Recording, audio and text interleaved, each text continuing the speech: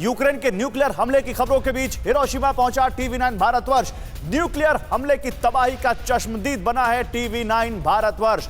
Hiroshima के museum से अभिषेक उपाध्याय की एक खास रिपोर्ट आपको दिखाते हैं। ये जो तस्वीर में आपको दिख रहा है, ये एक लंच बॉक्स है, एक मासूम बच्चे का लंच बॉक्स, जिसके भीतर और जिसके बाहर बारूद के निशान दिखाई दे रहे हैं। हम वहाँ पर हैं इस समय। ये जो हिरोशिमा का म्यूज़ियम है, जहाँ पर निशानी रखी गई है, उस दौर की भयावह निशानी, त्रासद निशानी, और इन निशानियों को देखते हुए निगाह सबसे पहले टकराई एक मासूम बच्चे की निशानी पर। वो मासूम बच्चा जिसे दुनिया देखनी थी, जिसे अपनी आँखों के सपने पूरे करने थे, उस बच्चे का वो लंच बॉक्स यहाँ पर दिख रहा है।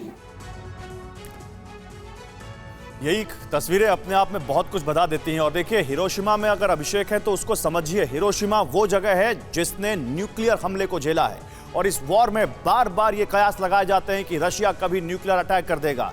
रशियन मीडिया के हवाले से खबरें आती हैं कि यूक्रेन रशिया के ऊपर न्यूक्लियर अटैक करने की फिराक में था।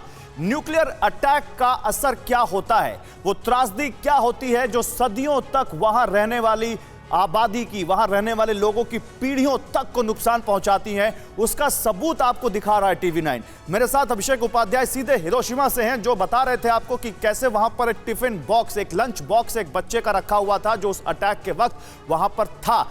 अभिषेक, जरा बताइए, हिरोशिमा पे आप हैं इस वक्त, पूरी दुनिया जैसा लगता है कि दो गुटों में बट गई हो और कभी भी कोई न्यूक्लियर अटैक, कोई न्यूक्लियर पावर कंट्री किसी दूसरे कंट्री पर अटैक कर दे, ऐसे उकसाने वाली खबरें आती हैं।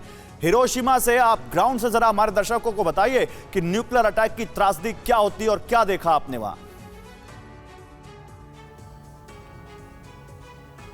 देखिए गौरव, आज भी हिरोशिमा में न्यूक्लियर त्रासदी की निशानियां जिंदा हैं और उनको इसीलिए जिंदा रखा गया है ताकि दुनिया सबक ले सके।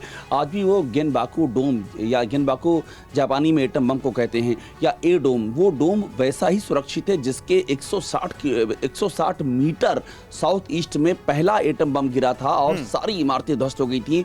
इकलौता वही डोम सुरक्षित था और वो उस डोम को वैसे आज भी रखा गया है। आज भी जब हम जाते हैं हिरोशिमा का जो मेमोरियल है, तो आज भी हमको बच्चों के लंच बॉक्स दिखाई पड़ते हैं, कपड़े दिखाई पड़ते हैं, झुलसी हुई रेडिएशन है पूरे उनके शरीर की, उनकी फोटो दिखाई पड़ती है। हमको एक छोटी सी ट्राईसाइकिल मिली, एक छोटा सा 3 साल का बच्चा उसे चला रहा था और वो बच्चा बुरी तरह से झुलस गया। उसके पिता ने उस ट्राईसाइकिल के साथ में उस अपने बच्चे को दफन किया। 40 साल बाद उसे निकाला गया और साथ में एक हेलमेट भी था और उनको रखा गया देखने के लिए एक ऐसा टीला जिसके नीचे 7,000 अस्थि कलश है, माफ कीजिएगा 70,000 लोगों की मौत की निशानियां जिसके भीतर है। इतना भयावह दृश्य है और ये दृश्य आज की जो विभीषिका है उसको देख करके और भी ज्यादा प्रासंगिक हो जाता है। बिल्कुल हो जाता है और वाकई, और इसीलिए न्यूक्लियर अटैक किसी के हक में नहीं है। और न्यूक्लियर अटैक की त्रासदी उस वक्त जब ये थी, सेकेंड वर्ल्ड वॉर के बाद, तो सोचिए आज अगर उससे हजारों गुना उन्नत और मॉडर्न और खतरनाक न्यूक्लियर बॉम्ब कहीं पर गिरेंगे तो क्या त्रासदी लाएंगे, क्या वो वहां पर नुकसान लाएंगे, क्या वो वहां पर एकदम खतरनाक तरीके से वहां सब कुछ तबाह कर रख देंगे। परवाह देश की, सोमवार से शुक्रवार रात 10 बजे टीवी9 भारतवर्ष पर।